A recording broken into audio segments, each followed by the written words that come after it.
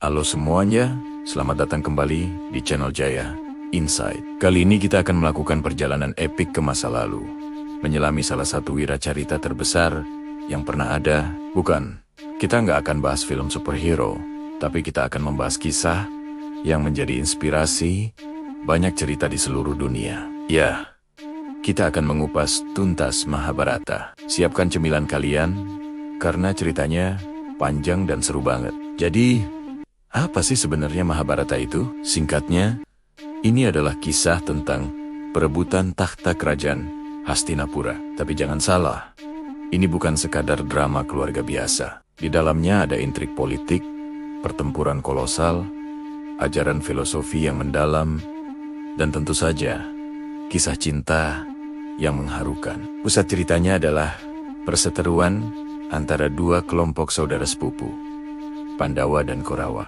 Mari kita kenalan dulu dengan para tokoh utamanya. Di satu sisi, kita punya Pandawa, 5 bersaudara yang terkenal dengan kebaikan dan kebijaksanaannya. Ada Yudhistira, yang paling tua dan paling bijaksana. Lalu ada Bima yang kekuatannya luar biasa.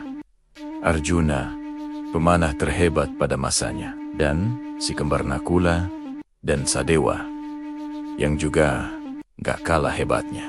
Mereka adalah putra dari Raja Pandu. Di sisi lain, ada Korawa yang berjumlah 100 orang. Wow, banyak ya. Mereka dipimpin oleh Duryodhana, yang paling tua. Berbeda dengan Pandawa, Duryodhana dikenal sangat ambisius, iri hati, dan selalu ingin menguasai segalanya untuk dirinya sendiri. Korawa ini adalah putra dari Dhritarashtra, kakak dari Pandu yang buta sejak lahir. Jadi, Pandawa dan Korawa ini masih sepupu dekat. Konflik dimulai sejak mereka masih kecil. Duryodhana selalu iri dengan kehebatan Pandawa, terutama Arjuna dalam memanah dan Bima dalam kekuatan. Dia selalu mencari cara untuk mencelakai mereka. Puncak dari rasa irinya adalah ketika Yudhistira, sebagai yang tertua, dinobatkan menjadi putra mahkota Hastinapura. Duryodhana merasa haknya direbut. Disinilah peran licik dari paman mereka, Sangkuni, dimulai. Sangkuni ini adalah saudara dari Gandhari, ibu para Korawa. Dia sangat lihai dalam menghasut dan memanipulasi Duryodhana. Dengan berbagai tipu muslihat, Sangkuni merancang sebuah permainan dadu untuk menjebak Pandawa. Yudhistira, yang dikenal sangat memegang teguh sumpahnya dan gak bisa menolak tantangan, akhirnya terjebak dalam permainan ini. Singkat cerita, karena kelicikan Sangkuni, Yudhistira kalah telak. Dia kehilangan semua hartanya, kerajaannya, saudara-saudaranya, bahkan dirinya sendiri. Puncaknya, dia mempertaruhkan istri mereka, Drupadi. Dan ya, Drupadi pun kalah dalam permainan itu.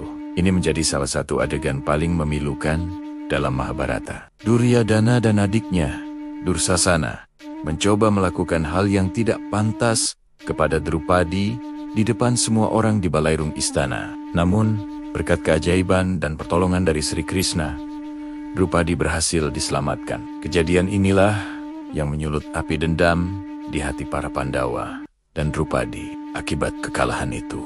Pandawa dan Drupadi harus menjalani hukuman pengasingan selama 12 tahun di hutan dan 1 tahun menyamar di sebuah kerajaan. Ini bukan masa yang mudah.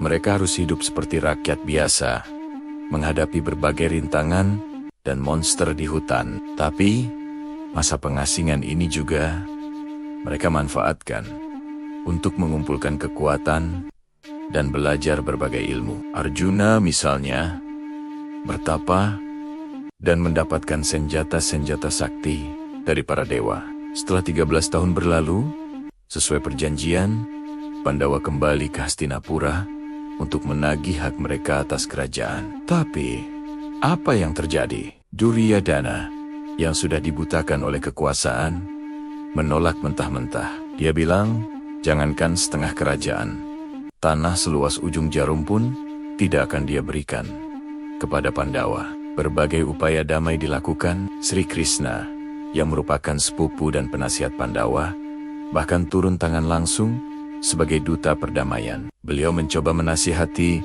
Duryodhana agar mengembalikan hak Pandawa dan menghindari pertumpahan darah. Namun, semua usaha itu sia-sia. Duryodhana tetap pada pendiriannya. Perang pun menjadi jalan terakhir yang tidak bisa dihindari. Maka, meletuslah perang besar yang dikenal sebagai Bharatayuddha di sebuah padang luas bernama Kurukshetra. Ini bukan perang biasa. Dua pasukan besar yang terdiri dari para satria terhebat dari seluruh penjuru negeri saling berhadapan. Keluarga melawan keluarga, guru melawan murid, teman melawan teman. Suasananya sangat tragis dan penuh dilema. Di awal perang Arjuna sempat merasa ragu. Dia melihat di seberang sana ada kakeknya, Bhisma, gurunya, Drona, dan saudara-saudaranya sendiri. Hatinya goyah. Dia tidak sanggup mengangkat senjatanya untuk melawan orang-orang yang dia cintai dan hormati. Di momen krusial inilah, Sri Krishna memberikan wejangan yang sangat terkenal dan menjadi inti dari kitab Bhagavad Gita.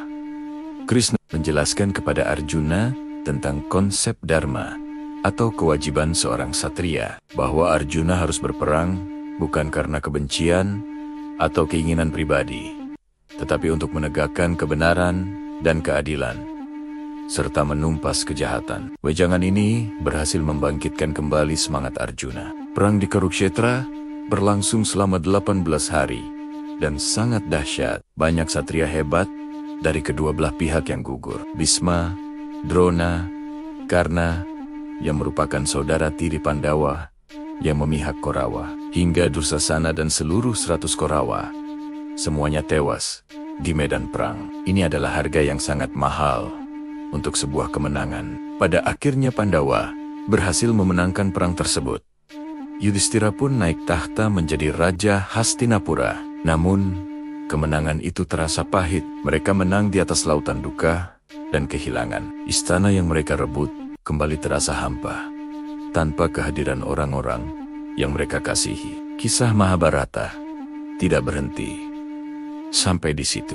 Setelah menjadi raja, Yudhishthira memerintah dengan sangat adil dan bijaksana. Namun, di akhir hayat mereka, kelima Pandawa bersama Drupadi memutuskan untuk meninggalkan duniawi. Mereka melakukan perjalanan suci menuju puncak Himalaya untuk mencapai surga. Satu persatu dari mereka gugur di perjalanan, kecuali Yudhishthira yang berhasil mencapai puncak. Jadi, apa sih pesan yang bisa kita ambil dari kisah Mahabharata ini?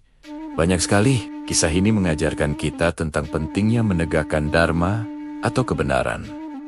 Meskipun jalannya sulit, tentang bagaimana keserakahan, iri hati, dan ambisi buta bisa membawa kehancuran yang luar biasa. Dan yang terpenting, bahwa setiap perbuatan, baik atau buruk, pasti akan ada konsekuensinya. Mahabharata adalah cerminan kompleksitas kehidupan manusia. Tidak ada karakter yang 100% baik atau 100% jahat. Setiap tokoh punya sisi baik dan buruknya, punya dilema dan pergulatan batinnya sendiri. Inilah yang membuat kisah ini terasa begitu nyata dan relevan hingga sekarang. Nah, itu dia ringkasan super panjang dari Wiracarita Mahabharata. Tentu saja, ini hanya permukaan dari lautan kisah yang sangat dalam. Masih banyak sekali cerita sampingan dan karakter menarik yang belum kita bahas. Mungkin di lain waktu, kita bisa bahas lebih dalam lagi. Gimana menurut kalian?